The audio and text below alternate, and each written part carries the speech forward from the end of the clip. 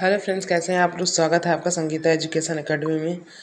तो आइए आज हम लोग देखते हैं इंडियन नेशनल मूवमेंट का सेकंड पार्ट, जो बहुत ही इम्पोर्टेंट है आप लोगों के लिए। भारतीय राष्ट्रीय कांग्रेस की स्थापना, इसके फर्स्ट पार्ट में हम पूरा डिटेल में पढ़ा चुके हैं। और उसके भारतीय राष्ट्रीय कांग्रेस के प्रमुख अधिवेशन, जो जिससे एग्जाम में बार बार क्वेश्चन पूछता है, आज का टॉपिक हमारा वो बनेगा। और इसके पहले का आप लोग को जब तक देखेंगे नहीं तब तक इसके बारे में कुछ समझ में नहीं आएगा। तो मेरे चैनल में फुल वीडियो पड़ा हुआ है, आप लोग जाके देख सकते हैं। तो देखिए, शुरू करते हैं। भारतीय राष्ट्रीय कांग्रेस के प्रमुख अधिवेशन 1885 से लेकर 1947 तक। देखिए, अधिवेशन तो बहुत सारे हुए थे, 50 से भी ज़्यादा अधिवेशन हुए थे, लेकिन हमको सब नहीं पढ़ना है। जो जो इम्पोर्टेंट है वही पढ़ना है, जो हमारे एग्जाम में आता है बार बार। तो सबसे पहले हम मोटा मोटा जान लेते हैं, फिर अधिवेशन को जानेंगे। और पूरे डिटेल में मेरे चैनल पर वीडियो पड़ा हुआ है, आप लोग जाके देखिएगा। तो देखिए, इसका स्थापना हुआ था 28 दिसंबर 1885 को। बहुत इंपॉर्टेंट डेट है, हजारों बार क्वेश्चन पूछ चुका है कि भारतीय राष्ट्रीय कांग्रेस का स्थापना कब हुआ था। 28 सितंबर 1885 को। इसके संस्थापक कौन थे? A.O. ह्यूम, जो स्कॉटलैंड के थे। अस्त कहाँ पे हुआ था? मुंबई के गोकुल दास तेजपाल संस्कृत महाविद्यालय में। ये जितने भी पॉइंट है बहुत ही इम्पोर्टेंट है। एक एक पॉइंट एक एग्जाम में हजार हजार बार क्वेश्चन पूछा है ये। तो मतलब आप लोग इससे अंदाज़ा लगा सकते हैं कि कितना इम्पोर्टेंट है। तो इसका स्थान याद रखिएगा, बार बार पूछता है कि भारतीय राष्ट्रीय कांग्रेस का स्थापना कहाँ पे हुआ था। तो मुंबई के गोकुल दास तेजपाल संस्कृत महाविद्यालय में, जो 72 प्रतिनिधियों के साथ हुआ था। बहुत ही कम प्रतिनिधि थे, 72, केवल 72। उस समय भारत का वायसराय कौन था? लॉर्ड डफरिन था। भारत का पहला नाम क्या था? भारतीय राष्ट्रीय कांग्रेस का पहला नाम भारतीय राष्ट्रीय कांग्रेस का भारतीय राष्ट्रीय संघ था। बाद में नौरोजी के सुझाव पर भारतीय राष्ट्रीय कांग्रेस कर दिया गया। ये भी एग्जाम में पूछता है क्वेश्चन बहुत बार कि मतलब भारतीय राष्ट्रीय कांग्रेस का पूरा नाम क्या था। तो भारतीय राष्ट्रीय संघ था। और किसके सुझाव पर इसको कांग्रेस कर दिया गया? नौरोजी के। फिर आगे चलते हैं। कुछ प्रमुख बयान है, स्टेटमेंट है, जो बार बार एग्जाम में पूछता है कि कौन क्या कहा था। तो फिरोज शाह ने कांग्रेस को क्या कहा था? फिरोज शाह मेहता ने कांग्रेस को कहा था, कांग्रेस की आवाज़ जनता की आवाज़ नहीं है। क्यों? क्योंकि जनता की आवाज़ थी, ये बाद में बना। पहले ये अंग्रेजों की एक नीति थी। ए.ओ. ह्यूम का एक नीति था, डफरिन का एक दिमाग का उपज था कि हम कांग्रेस, भारतीय राष्ट्रीय कांग्रेस की स्थापना करके जो भारतीयों को इसमें उलझाए रखेंगे, पॉलिटिक्स में फंसाए रखेंगे, ताकि हम भारत पे आराम से शासन कर सकें, हमें कोई चिंता ना हो, कोई भी बात हो तो ये लोग आके हमसे शेयर करें। इसलिए इसको फिरोज शाह मेहता ने कहा था, ये कांग्रेस की आवाज़ जनता की आवाज़ नहीं है। बाद में लेकिन ये भारतीय राष्ट्रीय कांग्रेस ही आज़ादी दिलाने में महत्वपूर्ण भूमिका निभाई। फिर अरविंद घोष ने क्या कहा था? कांग्रेस भीख मांगने वाली संस्था है। क्योंकि अरविंद घोष एक गरम दल के नरम, अभी हम लोग आगे चलेंगे, गरम दल नरम दल जब विभाजन हो गया तो अरविंद घोष गरम दल में गए। और ये थोड़ा गरम मिजाज के थे ये लोग। किसी भी काम को रिक्वेस्ट पे नहीं करना पसंद करते थे, वो खुद करो खुद मरो। तो इन्होंने, अरविंद घोष जो नरम दल के नेता थे, वो सिफारिश करते थे अंग्रेजों से जाके। तो अरविंद घोष ने कहा था, कांग्रेस भीख मांगने वाली एक संस्था है। एग्जाम में बहुत बार ये सारे स्टेटमेंट पूछे गए हैं। तो आप लोग याद रखिएगा कौन क्या कहा था। अरविंद घोष ने कहा था, कांग्रेस भीख मांगने वाली संस्था है। Very important. फिर गांधी जी ने क्या कहा था? कांग्रेस को अब समाप्त कर दिया देना चाहिए। ये कब कहा था? ये आज़ादी के बाद कहा था, जब आज़ादी मिल गया हमारे देश को। तो गांधी जी ने कहा कि भारतीय राष्ट्रीय कांग्रेस का मेन उद्देश्य आज़ादी दिलाना था, अब आज़ादी बन गया तो इसे समाप्त कर दिया जाए। तो आई होप आप लोग को स्टेटमेंट याद रहेगा। फिर आगे चलते हैं। कांग्रेस के प्रमुख अधिवेशन बहुत इम्पॉर्टेंट है। और जितने भी अधिवेशन इसमें लिया गया वो मोस्ट इम्पॉर्टेंट है। आप लोग इसमें से एक भी ना छोड़िएगा। जितना छोड़ने वाला था वो हम ऑलरेडी छोड़ चुके हैं। तो देखिए, इसका पहला अधिवेशन 1885 में हुआ था, जब भारतीय राष्ट्रीय कांग्रेस का गठन हुआ था। तो इसका पहला अधिवेशन मुंबई के गोकुल दास तेजपाल संस्कृत महाविद्यालय में हुआ था। और इसके प्रथम अध्यक्ष कौन थे? ब्योमकेश चंद्र बनर्जी। बहुत बार पूछता है, बहुत बार पूछा है, अनगिनत बार, कि भारतीय राष्ट्रीय कांग्रेस के प्रथम अध्यक्ष कौन बने? ब्योमकेश चंद्र बनर्जी। आप लोग कन्फ्यूज मत होइएगा एओ ह्यूम और व्योमकेश बनर्जी में, क्योंकि एओ ह्यूम संस्थापक था और उसने ही व्योमकेश बनर्जी को अध्यक्ष बनाया। क्यों अध्यक्ष अंग्रेज क्यों नहीं बनाया? इसलिए नहीं बनाया क्योंकि वो भारतीयों को उलझाना चाहते थे, तो भारतीयों के हिसाब से काम करेंगे ना। भारतीय को अगर अध्यक्ष बनाते हैं तो उनको मतलब एक प्रोत्साहन मिलेगा कि चलो हमारे व्यक्ति को अध्यक्ष बनाया गया। अब मान लीजिए कोई भूखा व्यक्ति है, उसको एक भी रोटी ना मिल रहा है और कहीं से एक निवाला उसको मिल गया तो खुश होगा ना। तो इसी तरह अंग्रेजों की एक नीति थी, इसलिए पहले अध्यक्ष कौन बने? ब्योमकेश चंद्र बनर्जी। और 72 प्रतिनिधियों के साथ इनकी विशेषता ये थी, पहला अधिवेशन का विशेषता यह था कि ये 72 प्रतिनिधियों के साथ भाग लिया गया था। कांग्रेस पार्टी का गठन हुआ। फिर 1886 में ये देखिए 4 लगातार है, 85, 86, 87, 88। तो आप लोग ये सीरियल से याद रखिएगा, ये चारों बहुत ही इंपॉर्टेंट है। 1886 में कोलकाता में इसका अधिवेशन कहाँ हुआ? कोलकाता में। पूछता है दूसरा अधिवेशन कहाँ हुआ? कोलकाता में। इसके अध्यक्ष कौन बने? दादा भाई नेहरू। और फिर अगला है 1887 में मद्रास में हुआ था। इसके बदरुद्दीन तैयब अध्यक्ष बने। पूछता है प्रथम मुस्लिम अध्यक्ष कौन थे? तो बदरुद्दीन तैयब बहुत बार पूछा है एग्जाम में, आप किसी भी कंपटीशन एग्जाम का पेपर उठा के देख लीजिएगा, उसमें ये क्वेश्चन होगा ही होगा। तो 1887 के अधिवेशन मद्रास में जो हुआ था उसके बदरुद्दीन तैयब अध्यक्ष बने। बहुत बार क्वेश्चन पूछा है कि प्रथम मुस्लिम अध्यक्ष कौन बने? तो बदरुद्दीन तैयब। फिर देखिए 1888 में इलाहाबाद में जॉर्ज यूल अध्यक्ष बने। ये प्रथम अंग्रेज अध्यक्ष थे और ये बदरुद्दीन तैयब प्रथम मुस्लिम अध्यक्ष थे। तो ये भी क्वेश्चन बहुत बार पूछता है कि प्रथम अंग्रेज अध्यक्ष कौन थे? तो जॉर्ज यूल। आप लोग ध्यान से इसको देखते जाइएगा। जॉर्ज यूल प्रथम अंग्रेजी अध्यक्ष थे और प्रथम मुस्लिम अध्यक्ष बदरुद्दीन तैयब। और देखिए ये चारों जो जब भारतीय राष्ट्रीय कांग्रेस का अधिवेशन हो रहा था तो चारों चार कोने पे क्या था? मुंबई देखिए, इधर है कोलकाता, ये दक्षिण मद्रास दक्षिण में पड़ता है, इलाहाबाद इधर पूरब साइड में पड़ता है।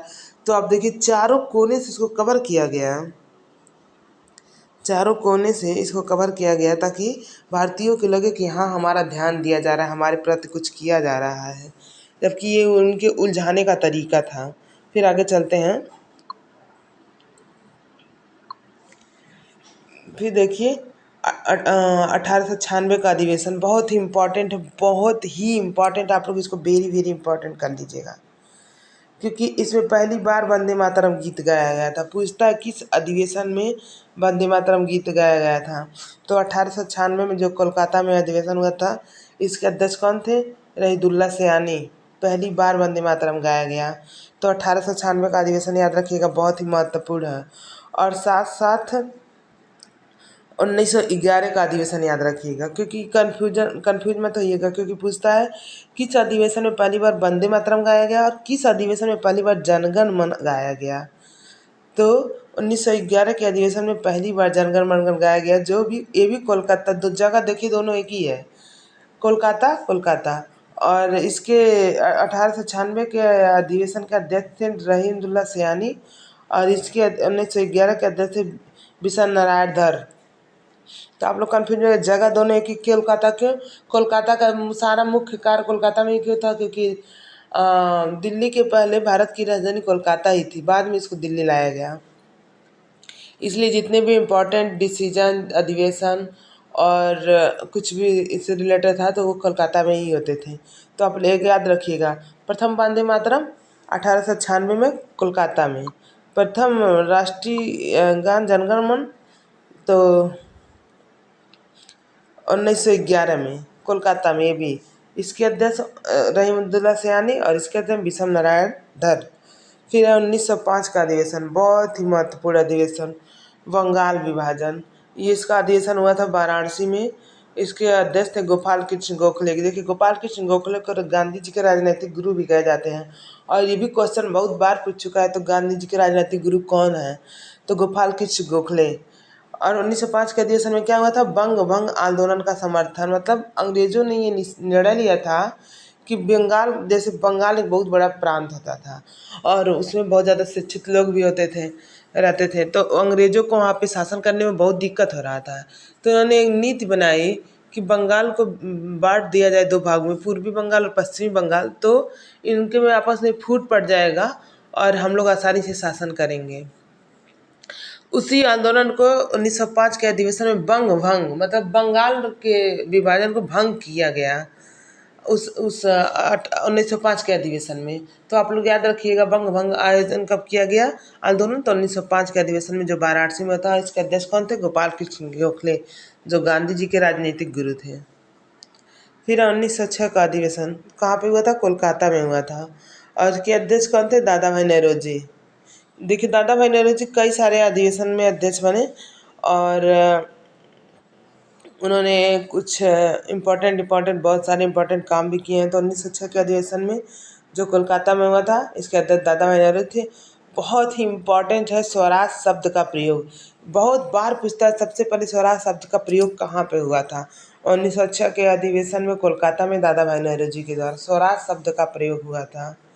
बहुत इम्पॉर्टेंट है दोस्तों, इसमें से एक पॉइंट बहुत ही इम्पॉर्टेंट है। फिर 1907 का सूरत अधिवेशन, जिसमें गरम दल नरम दल बट गए। तो उससे पहले 1906 में यहाँ पे मुस्लिम लीग इस अधिवेशन मुस्लिम लीग का भी गठन किया गया था। फिर 1907 में सूरत में अधिवेशन हुआ था। रास बिहारी बोस घोष थे। कांग्रेस पार्टी का विभाजन हो गया, गरम दल और नरम दल में बट गए। गरम दल और नरम दल में पूछता है, गरम दल के नेता कौन है?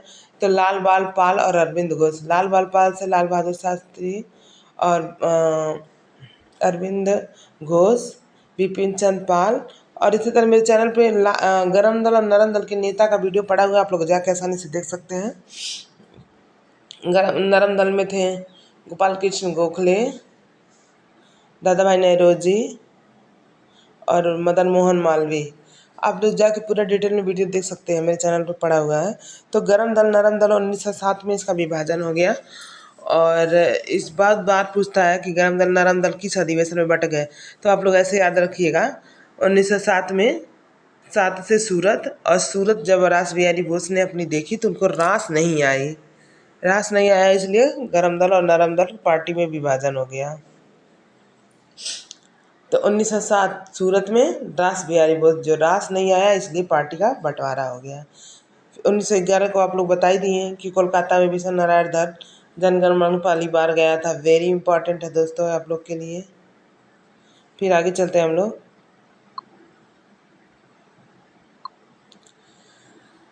1916 का अधिवेशन जो लखनऊ में हुआ था, इसके अध्यक्ष बने अंबिका चरण मजूमदार।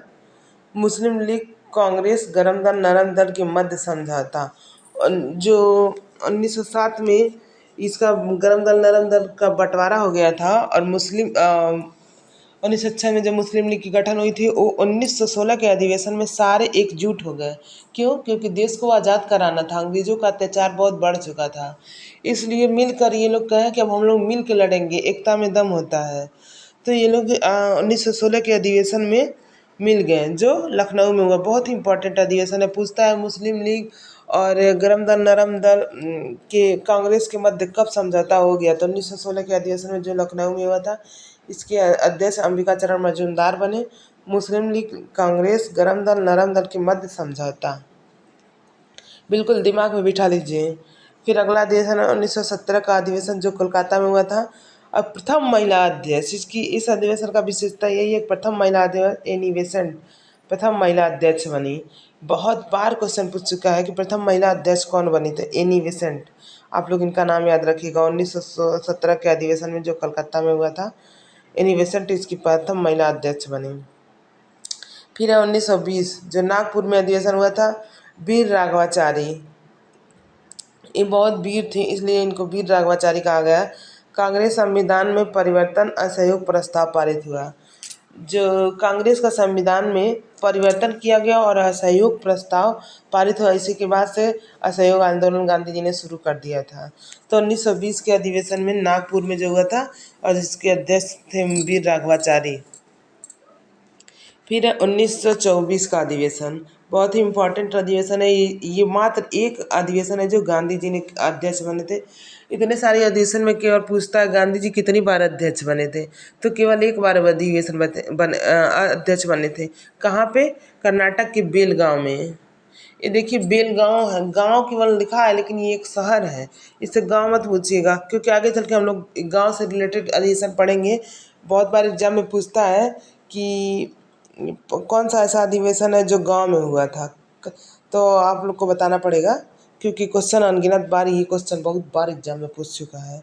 तो ये बेलगांव से गांव मत समझिएगा, क्योंकि शहर है, इस तरह से बच्चे फंस जाते हैं। 1924 का अधिवेशन जो कर्नाटक के बेलगाम में हुआ था, इसके अध्यक्ष महात्मा गांधी जी थे। गांधी जी सिर्फ एक ही बार अध्यक्ष बने। इस अधिवेशन का मुख्य उद्देश्य यही है कि गांधी जी केवल एक बार ही अध्यक्ष बने। कहाँ के? बेलगांव के, 1924 में। फिर है 1925 में कानपुर का अधिवेशन, सरोजिनी नायडू प्रथम भारतीय महिला अध्यक्ष। एनिवेसेंट जो थी वो अंग्रेज थी, वो प्रथम अंग्रेज महिला अध्यक्ष एनिवेसेंट बनी, और प्रथम भारतीय महिला अध्यक्ष सरोजिनी नायडू बनी। आप लोग कंफ्यूज मत होइएगा, ध्यान से देखते चलिएगा, एक एक पॉइंट बहुत इंपॉर्टेंट है। फिर आगे चलते हैं हम लोग।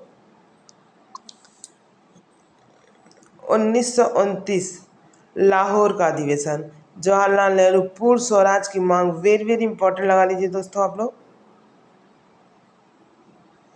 क्योंकि पूछता है पूर्ण स्वराज की मांग किस अधिवेशन में हुआ।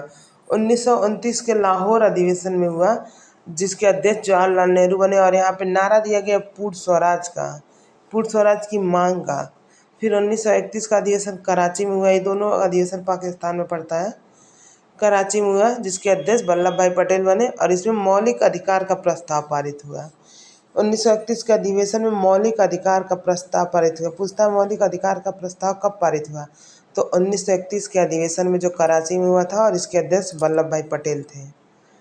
तो आप लोग याद रखिएगा। फिर है बहुत इम्पोर्टेंट, आप लोग को जैसे कि बताया बेलगांव को गांव मत समझिएगा, तो इसको समझ के पढ़ के आप लोग को समझ में आ जाएगा। 1937 जो फैजपुर यूपी में अधिवेशन हुआ था, इसके अध्यक्ष जवाहरलाल नेहरू बने। पहली बार गांव में अधिवेशन हुआ था, केवल यही एक अधिवेशन है जो गांव में हुआ था पहली बार।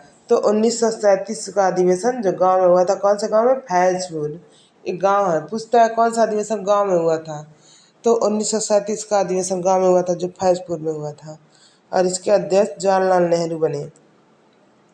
फिर है 1947 का अधिवेशन मेरठ में हुआ, इसके अध्यक्ष जेबी कृपलानी बने। स्वतंत्रता के समय का अधिवेशन, और स्वतंत्रता के समय का ये अधिवेशन था, जिसके अध्यक्ष जेबी कृपलानी बने। तो ये जितने भी अधिवेशन आज हम लोग पढ़े हैं, एक एक अधिवेशन बहुत ही इंपॉर्टेंट है दोस्तों, एकदम बिल्कुल अपनी जुबान पर। अगर आप लोग एक बार मेरा पढ़ाया पढ़ लिए, एक बार आप लोग रिपीट करते हैं, तो तीसरी बार आप लोग को पढ़ने की ज़रूरत नहीं पड़ेगा। बिल्कुल आप लोग के दिमाग में क्लियर हो जाएगा एक एक पॉइंट, और अगर छोड़ देते हैं तो फिर बाद में दिक्कत हो जाएगा। तो इसलिए आप लोग ध्यान से पढ़िएगा। वीडियो अच्छा लगे तो लाइक कर दीजिएगा, चैनल को सब्सक्राइब कर लीजिएगा। और इतना मेहनत करके आते हैं आप लोग के लिए वीडियो बना के, तो आप लोग इसको अपने दोस्तों के पास शेयर करना मत भूलिएगा। Thank you.